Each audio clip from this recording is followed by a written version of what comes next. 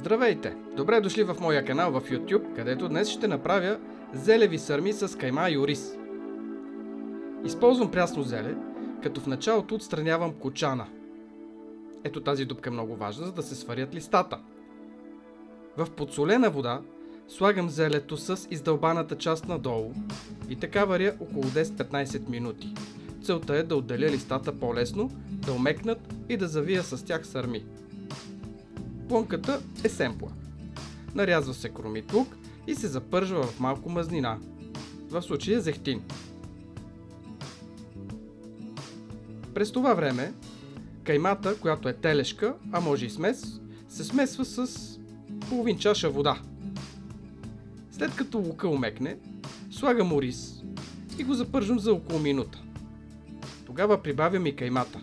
Така тя няма да стане на гранулки, когато е смесена с малко вода. Разбърквам за няколко минути, докато побелее.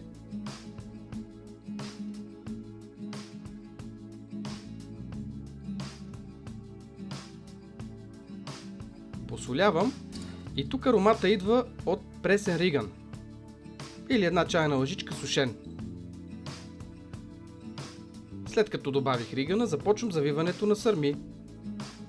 Ето зелевите листа и във всеки лист слагам от плънката. Оформям ролце.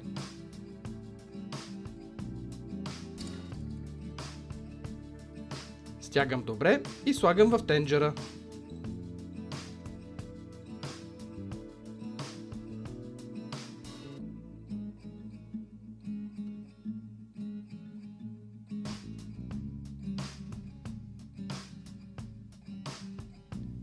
Готовите сърми са в тенджерата. Заливам ги с водата, в която варих зелето, докато ги покрие. Поливам с зехтин и след това слагам чиния. Така сърмите се варят на бавен огън около 45 минути до 1 час.